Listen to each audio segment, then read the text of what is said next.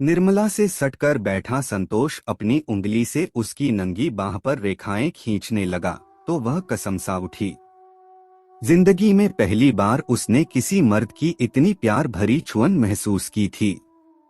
निर्मला की इच्छा हुई कि संतोष उसे अपनी बाहों में भरकर इतनी जोर से भींचे कि निर्मला के मन की बात समझकर संतोष की आंखों में चमक आ गई। उसके हाथ निर्मला की नंगी बाहों पर फिसलते हुए गले तक पहुंच गए, फिर ब्लाउज से झांकती गोलाइयों तक। तभी बाहर से आवाज सुनाई पड़ी, दीदी चाय बन गई है।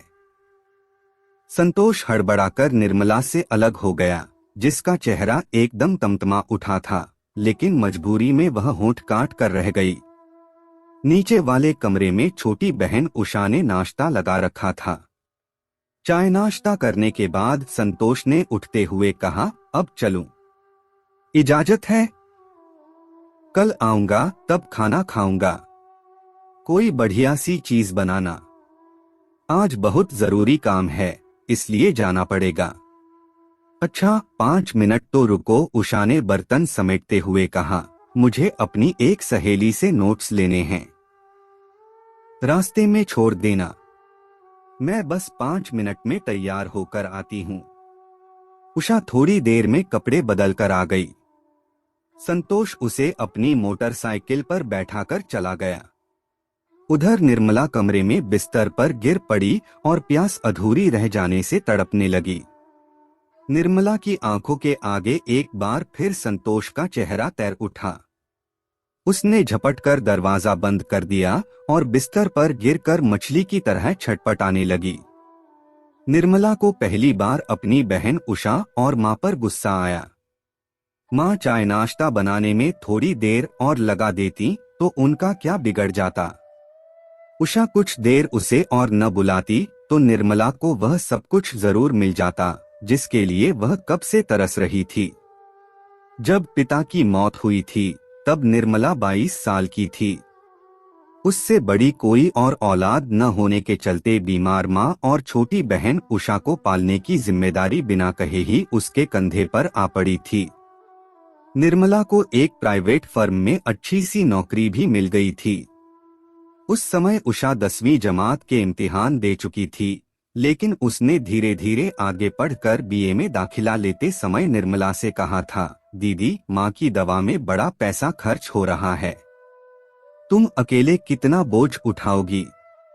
मैं सोच रही हूँ कि 2 से 4 ट्यूशन कर लूँ तो 2 से 3 हजार रुपए बड़े आराम से निकल जाएंगे, जिससे मेरी पढ़ाई के खर्च में मदद हो जाएगी।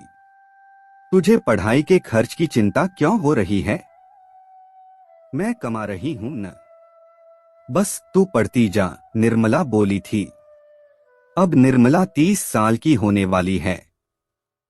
1 से 2 साल में उषा भी पढ़ लिख कर ससुराल चली जाएगी तो अकेलापन पहाड़ बन जाएगा।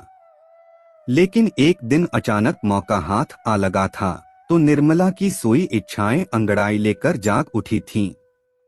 उस दिन दफ्तर में काम निपटाने के बाद सब चले गए थे। निर्मला देर तक बैठी कागजों को चेक करती रही थी। संतोष उसकी मदद कर रहा था। आखिरकार रात के 10 बजे फाइल समेटकर वह उठी तो संतोष ने हंसकर कहा था, इस समय तो ऑटो रिक्शा या टैक्सी भी नहीं मिलेगी, इसलिए मैं आपको मोटरसाइकिल से घर तक छोड़ देता हूँ। निर्मला ने कहा था, ओह एडवांस में शुक्रिया। निर्मला को उसके घर के सामने उतार कर संतोष फिर मोटरसाइकिल स्टार्ट करने लगा तो उसने हाथ बढ़ाकर हैंडल थाम लिया और कहने लगी, ऐसे कैसे जाएंगे? घर तक आए हैं तो कम से कम 1 कप चाय।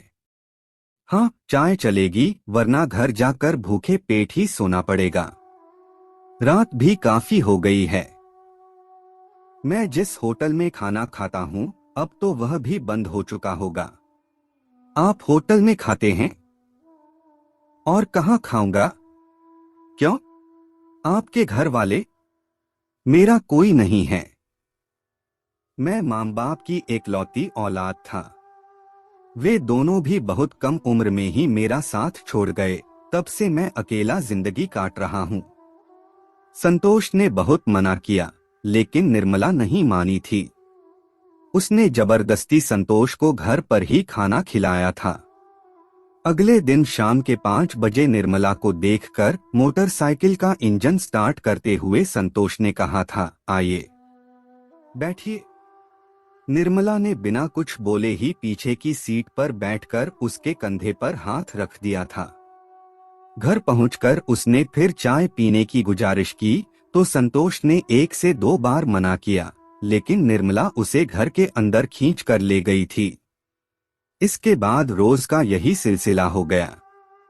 संतोष को निर्मला के घर आने या रुकने के लिए कहने की जरूरत नहीं पड़ती थी। खास तौर से छुट्टी वाले दिन तो वह निर्मला के घर पड़ा रहता था। सबने उसे भी जैसे परिवार का एक सदस्य मान लिया था। एक दिन अचानक निर्मला का सपना टूट गया। उस दिन उषा अपनी सहेली के यहाँ गई थी। दूसरे दिन उसका इम्तिहान था, इसलिए वह घर पर बोल गई थी कि रात भर सहेली के साथ ही पढ़ेगी, फिर सवेरे उधर से ही इम्तिहान देने यूनिवर्सिटी चली जाएगी। उस दिन भी संतोष निर्मला के साथ ही उसके घर आया था और खाना खाकर रात के तकरीबन 10 बजे वापस चला गया था। उसके जाने के बाद निर्मला बाहर वाला दरवाजा बंद करके अपने कमरे में लौट रही थी। तभी माँ ने टोक दिया, बेटी तुझसे कुछ जरूरी बात करनी है। निर्मला का मन धड़क उठा। माँ के पास बैठकर आंखें चुराते हुए उसने पूछा, क्या बात है माँ? बेटी संतोष कैसा लड़का है? वह तेरे ही दफ्तर में काम करता है। तू तो उसे अच्छी तरह जानती होगी। निर्मला एकाएक कोई जवाब नहीं दे सकी। माँ ने कांपते हाथों से निर्मला का सिर सहलाते हुए कहा, मैं तेरे मन का दुख समझती हूँ बेटी, लेकिन इज्जत से बढ़कर कुछ नहीं होता। अब पानी सिर से ऊपर जा रहा है, इसलिए। निर्मला एकदम तिलमिला उठी। वह घबराकर बोली, ऐसा क्यों कहती हो माँ? क्या तुमने कभी कुछ देखा है? हाँ बेटी, देखा है, तभी तो कह रही हूँ। कल जब तू बाजार गई थी तब 2 घड़ी के लिए संतोष आया था। वह उषा के साथ कमरे में था। मैं भी उनके साथ बातचीत करने के लिए वहां पहुंची, लेकिन दरवाजे पर पहुंचते ही मैंने उन दोनों को जिस हालत में देखा। निर्मला चिल्ला पड़ी, माँ, और वह उठकर अपने कमरे की ओर भाग गई। निर्मला के कानों में माँ की बातें गूंज रही थीं। उसे विश्वास नहीं हुआ। माँ को जरूर धोखा हो गया है। ऐसा कभी नहीं हो सकता, लेकिन यही हो रहा था। अगले दिन निर्मला दफ्तर गई जरूर, लेकिन उसका किसी काम में मन नहीं लगा। थोड़ी देर बाद ही वह सीट से उठी। उसे जाते देख संतोष ने पूछा, क्या हुआ? तबीयत ठीक नहीं है क्या? निर्मला ने भर्राई आवाज में कहा, मेरी एक खास सहेली बीमार है। मैं उसे ही देखने जा रही हूँ। कितनी देर में लौटोगी? मैं उधर से ही घर चली जाऊंगी। बहाना बनाकर निर्मला जल्दी से बाहर निकल आई। ऑटो रिक्शा करके वह सीधे घर पहुंची। माँ दवा खाकर सो रही थीं। उषा शायद अपने कमरे में पढ़ाई कर रही थी। बाहर का दरवाजा अंदर से बंद नहीं था। इस लापरवाही पर उसे गुस्सा तो आया, लेकिन बिना कुछ बोले चुपचाप दरवाजा बंद करके वह ऊपर अपने कमरे में चली गई। इसके आधे घंटे बाद ही बाहर मोटरसाइकिल के रुकने की आवाज सुनाई पड़ी। निर्मला को समझते देर नहीं लगी कि जरूर संतोष आया होगा। निर्मला कब तक अपने को रोकती? आखिर नहीं रहा गया तो वह दबे पैर सीढ़ियां उतरकर नीचे पहुंची। माँ सो रही थीं। वह बिना आहट किए उषा के कमरे के सामने जाकर खड़ी हो गई और दरवाजे की एक दरार से आंख सटाकर झांकने लगी। भीतर संतोष और उषा दोनों एक दूसरे में डूबे हुए थे। उषा ने इठलाते हुए कहा, छोड़ो मुझे। कभी तो इतना प्यार दिखाते हो और कभी ऐसे बन जाते हो जैसे मुझे पहचानते नहीं। संतोष ने उषा को प्यार जताते हुए कहा, वह तो तुम्हारी दीदी के सामने मुझे दिखावा करना पड़ता है। उषा ने हंसकर कहा, बेचारी दीदी कितनी सीधी हैं। सोचती होंगी कि तुम उनके पीछे दीवाने हो। संतोष उषा को प्यार करता हुआ बोला, दीवाना तो हूं, लेकिन उनका नहीं, तुम्हारा। कुछ पल के बाद वे दोनों वासना के सागर में डूबने उतराने लगे।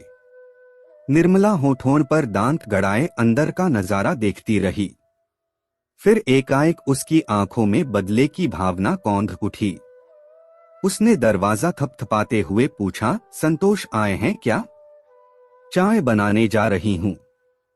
संतोष उठने को हुआ तो उषा ने उसे भींच लिया। रुको संतोष, तुम्हें मेरी कसम। पागल हो गई हो? दरवाजे पर तुम्हारी दीदी खड़ी हैं। और संतोष जबरदस्ती उठकर कपड़े पहनने लगा। उस समय उषा की आंखों में प्यार का एहसास देखकर एक पल के लिए निर्मला को अपना सारा दुख याद आया। मां के कमरे के सामने नींद की गोलियां रखी थीं। उन्हें समेटकर निर्मला रसोई घर में चली गई। चाय छानने के बाद वह एक कप में ढेर सारी नींद की गोलियां डालकर चम्मच से हिलाती रही, फिर ट्रे में उठाए हुए बाहर निकल आई। संतोष ने चाय पीकर उठते हुए आंखें चुराकर कहा, मुझे बहुत तेज नींद आ रही है, अब चलता हूं, फिर मुलाकात होगी। इतना कहकर संतोष बाहर निकला और मोटरसाइकिल स्टार्ट करके घर के लिए चला गया। दूसरे दिन अखबारों में एक खबर छपी थी, कल मोटरसाइकिल पेड़ से टकरा जाने से एक नौजवान की दर्दनाक मौत हो गई। उसकी जेब में मिले पहचान पत्रों से पता चला कि संतोष नाम का वह नौजवान एक प्राइवेट कंपनी में काम करता था।